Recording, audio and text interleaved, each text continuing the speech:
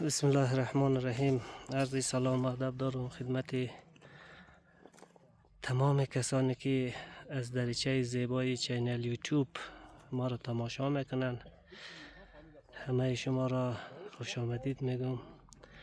امروز آمدیم در تبقوس، جایی که سالهای جوانا آرزو داشتن که یک میدان والیبال داشته باشه. بعد از چندین سال این آرزویش در واقعیت تبدیل شد. این امروز کار از تکمیل شده. امروز روز افتتاحیه‌شه.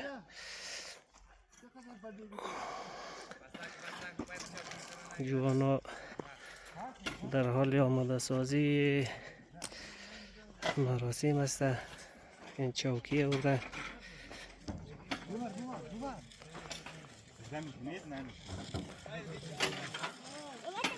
نمای داخلی از میدان را مشاهده مونیم. بابای صبح بخیر. خوب جور بخیری؟ حالوالت خوبه؟ بخیری؟ بخیر باشی.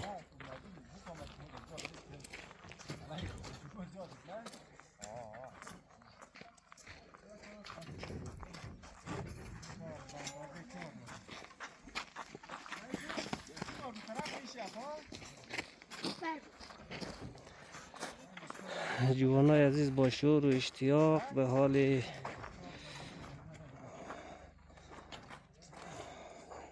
پذیرایی از مهمانایی که جایش جور کنه. بسیار یک میدان خوب معیاری، چهار طرف هم جولی زده. انشالله که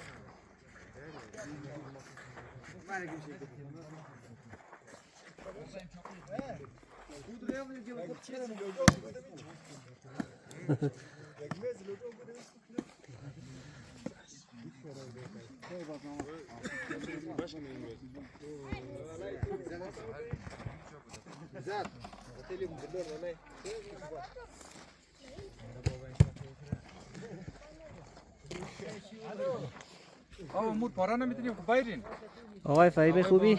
جوری؟ بخیر، صحتمند، عافیت بخیر. این منگرنی که بعد از سالهای سال آرزوهایشون به واقعیت تبدیل شد. انشالله که صاحب یک خوب میدان شدید. والا دست خیری خیراندشان درد نکنه. خدا هیچ زحمت کشیدم دیگه نمید یک جای فرهنگی مهیا شده. با امید از اینکه جوانا قدر از این همه زحمات رو بدانند انشالله انشالله. دیگه نمیره بر فعلا دیگه فین میدان رو نوگنی با اجازه. خوب عالیه.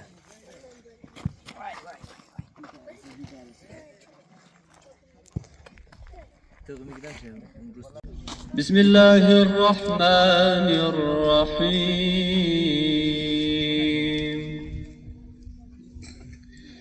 الحمد لله رب العالمين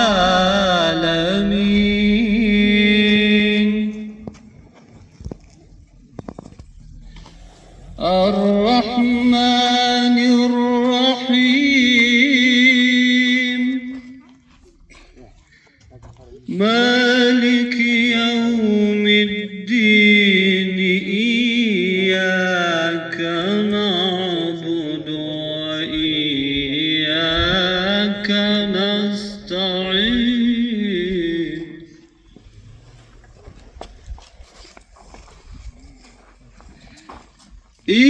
إياك نعبد وإياك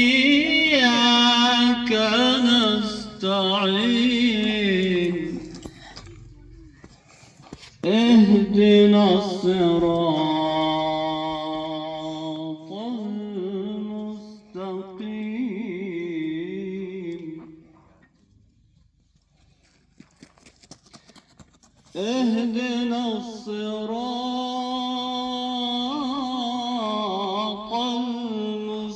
المستقيم صراط الذين أنعمت عليهم غير المغضوب عليهم ولا الضالين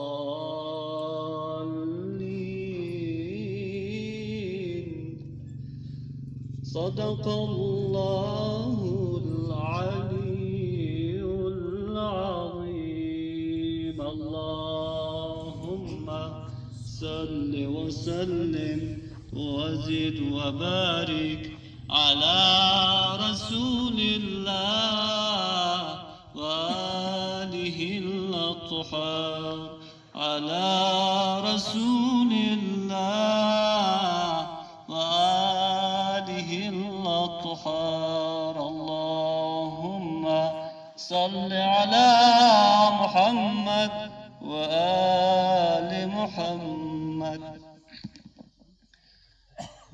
نسیم کوه جانان است قرآن، شمیم عطر رحمان است قرآن. بود روشنگر راه سعادت، چو خورشید فروزان است قرآن، چو خورشید فروزان است قرآن. با تشکر از قاری ظریف معرفت. اکنون از محترم استاد صادقی دعوت به عمل می آید در جایگاه تشریف بیاورد تا با سخنانش مجلس را رنگین تر سازد. تا آمدنشان صلوات بر محمد و آل محمد.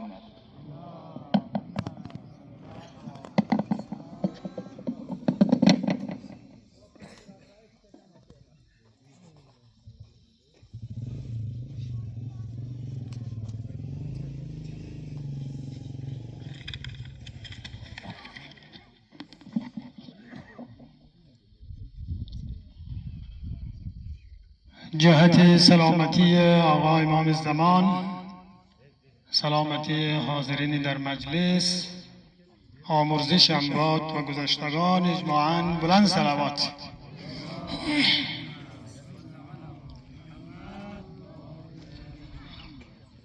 اعوذ بالله من الشیطان الرجیم بسم الله الرحمن الرحیم الحمد لله رب العالمین والصلاة والسلام على سيدنا ونبينا ومولانا أبي القاسم مصطفى محمد صلى الله عليه وآله وسلم ولعنة الله على أعدائهم من الآن إلى قيام يوم الدين. أما بعد، قال رسول الله صلى الله عليه وآله وسلم: علموا أولادكم السباحة والرماية وركوب الخيل.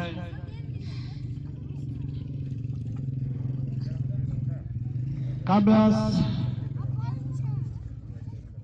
ترجمه و تحلیل پیرامون حدیث مبارکی از رسول گرامی اسلام، ابتدا اصالتا از طرف خود و وکالتا از طرف تمامی علما و روحانیون داخل منطقه طبقوس و خارج از طبقوس، مستفیدان و معززین گرامی قریه،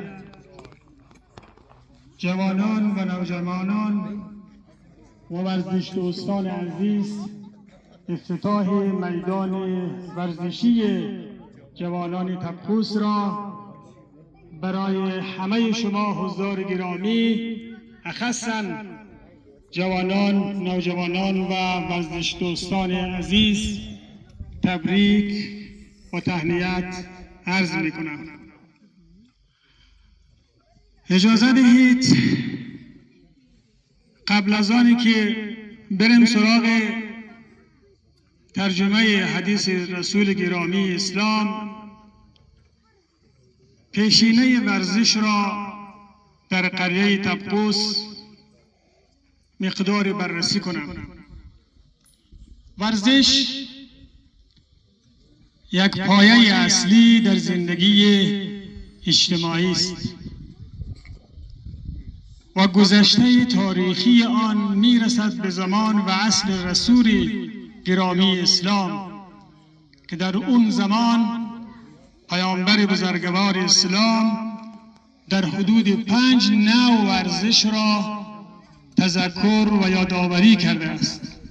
حضرت می‌فرماید علموا اولادکم السباحة. به والدین دستور می‌دهد که فرزندانتان را شنا و آببازی یاد دهید که امروزه هم یک ورزش جهانی به حساب می‌آید.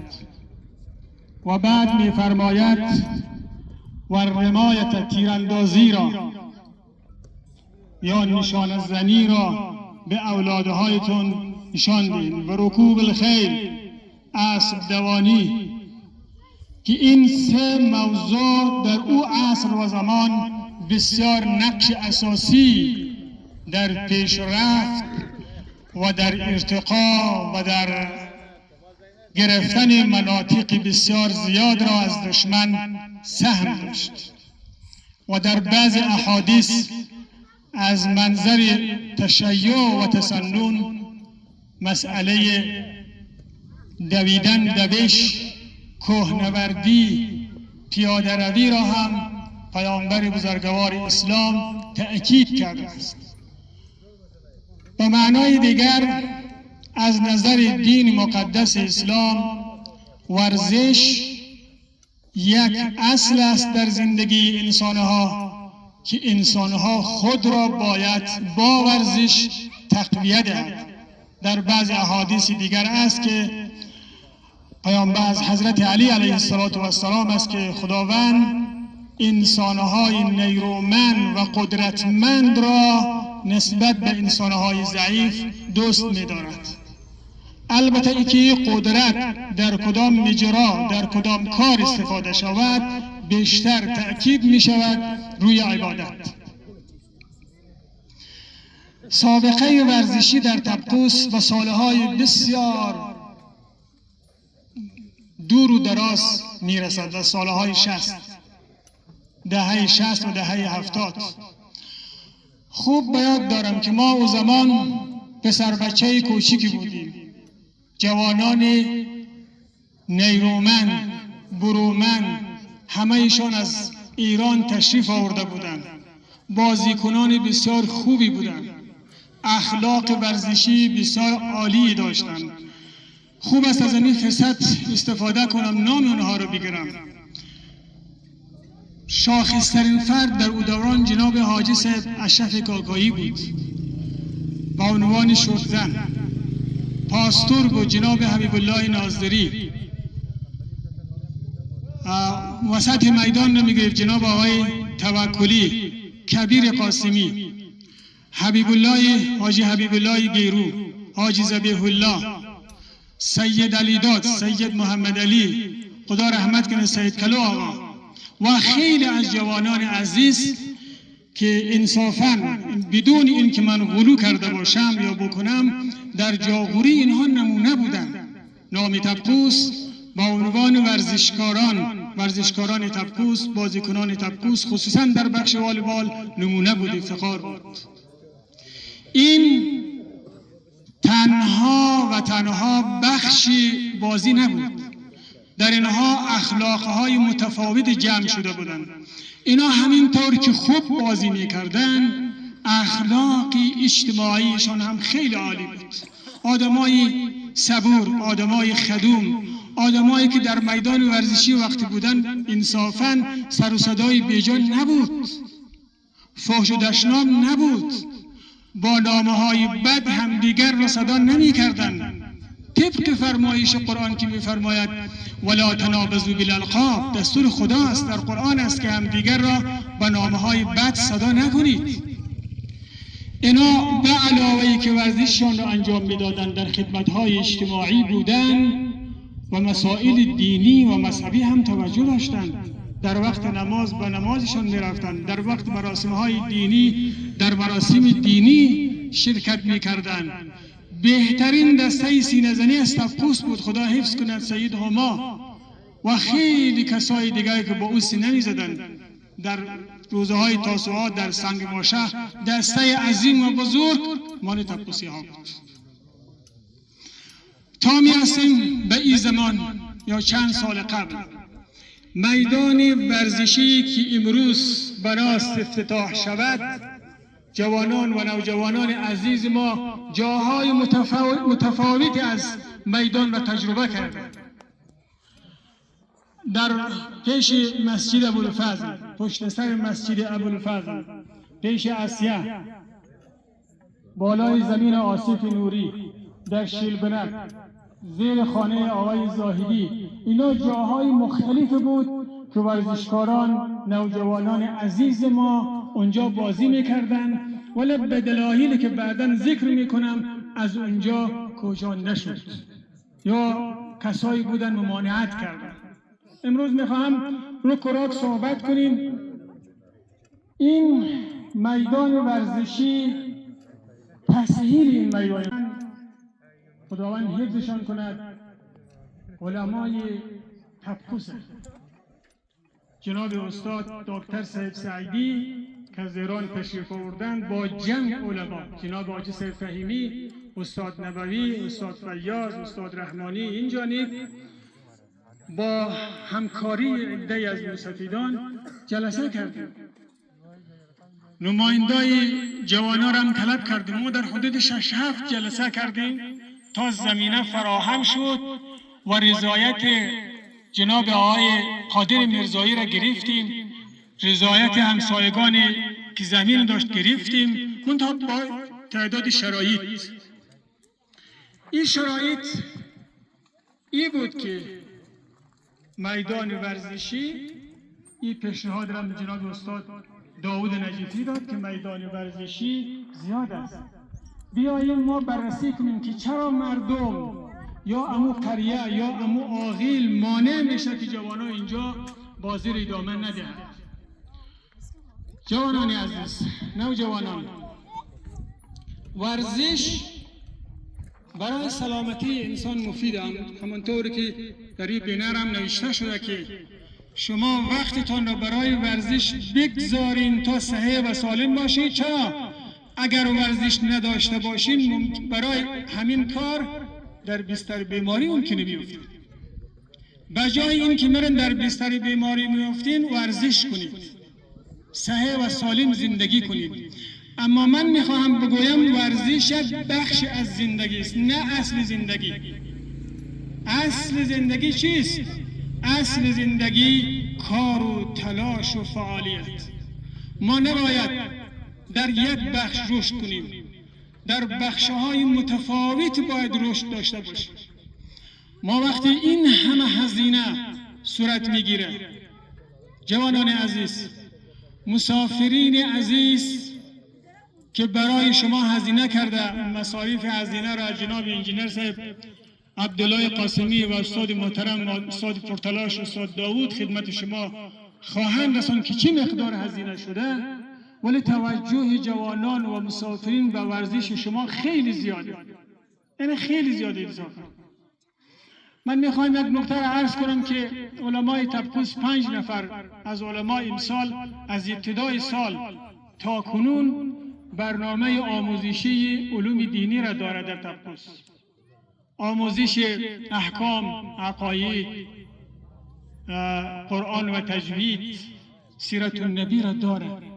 یک نفر از مسافرین چه از داخل و چه از خارج برای از علما کس کمک نکرده، تأییدم نکرده، خوب و بدم نگفته. ولی برای ورزش شما شاید بیش از 1 لک اینجا هزینه شده. چه فکر میکنیم؟ آیا پول اونها برای اونها ارزش نداره؟ ارزش داره.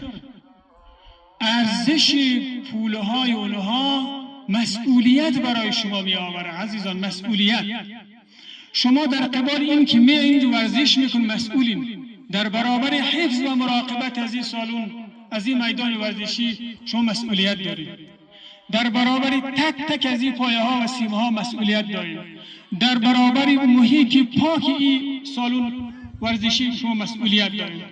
شما هر چی اینجا میخورین مینوشین این آداب را باید داشته باشین که در یک جای جمع کنید. اگر خدای نخواسته سیگار هم کشیده میشه در امو مخزن یا امو جایی که شما اونا را نگهداری میکنید اینجا باید انداخته شود سطح اشغال. این مسئولیت شما. این میدان ورزشی از همه کس هست ولی از هیچ کس هم نیست. همه اهالی قریه تبخوز در اینجا شریکه ولی هیچ کس صاحب اصلی هم نیست.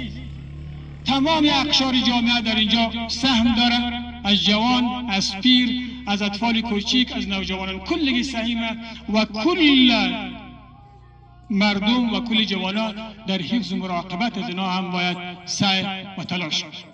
نکته آخر این که به نمایندگی از علمای تبخوز، اونهایی که در خارجن، تماس داشتم با دکتر صاحب سعیدی و ایشان هم خیلی خوش بودن که امروز این مراسم افتتاح میشه. ضمن عرض سلامی که برای شما داشت، برای علما داشت، از علمای محترم هم التماس و تقاضا داشت که در کنار جوانا باشه، مشکلات های اینا را مد نظر بگیره، تشویق کنن. ولی یک تقاضای مهم و آخر این بود که همانطوری که معاهده در بین جوانا و نوجوانا و ورزشکارا در اون کاغذی که نوشته شده در حدود 17-18 ماده بود، تک به تک اون ماده ها باید رعایت شود.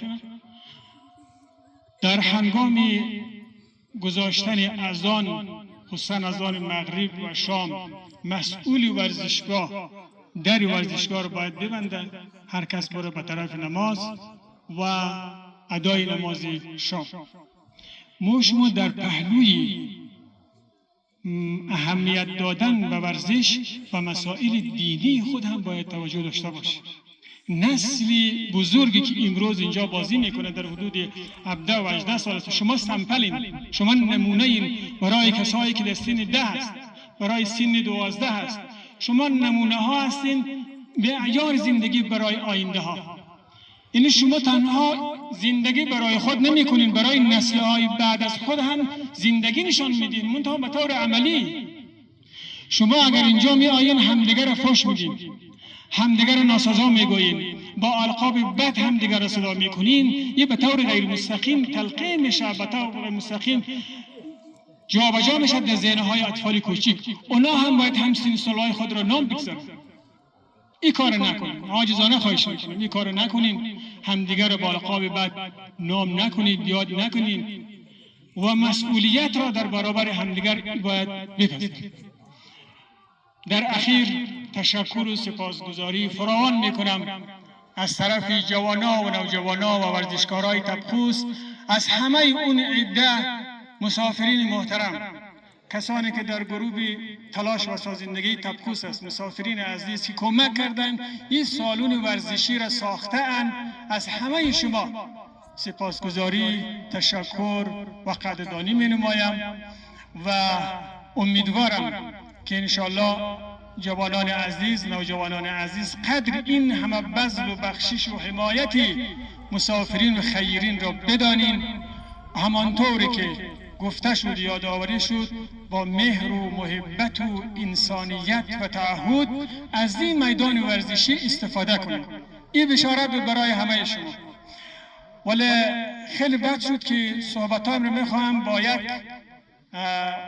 ناباوریم خدمت شما بیان کنیم که اگر او شرایط و او تعهدی که شما با مسئولین میدان ورزشی کردین نداشتین، اخلاق ورزشی را حفظ نکردین، بر سر همدیگر گفتین، خدای نخواسته سر و صداهای بیجا کردین، همسایه ها از دست شما ناراض شد، ممکنه این میدان ورزشی دیگه در خدمت شما نباشه. ما امیدواریم هیچ وقت به اون مرحله نرسیم. این میدان ورزشی معیار وحدت، محبت، پیشرفت ما و شما باشه و انشالله تعالی یک نکته که از ذهنم رفته بود حالا میخوام یادآوری کنم که خوب است جوانان و مسافرین عزیز، مسئولین ورزشگاه، جناب انجینر صاحب عبدالله، استاد محمد داوود ناجفی، نسل‌های کلان، کسایی که دستین 17 و 18 هستند، شما یک تیم تربیوی والیبال یا فوتسال برای نسل‌های کوچک، اونایی که 10 ساله 12 ساله است، یک تیم و تربیتی تمرینی برای اینا هم بسازیم که اینا بهتر و خوبتر شوند. ما باید داریم پولهای زیاد به نام تیم تپوس می آمد، ولی در درون او شاید 2 نفر از تپوس بازی نمیکرد. این افتخاری تو خالی ما چی کنیم؟ چی با درد ما میخوره؟ بگذار امی جوانای تپوس در درون او باشه، ولو برنده 2 سال نشه، 10 سال بعد برنده میشه، 5 سال بعد برنده میشه. این نکته رو باید خیلی جوانان و مسئولین مد نظر داشته باشه. از پرحرفی از محضر همه شما معذرت میخواهم و السلام علیکم و رحمت الله و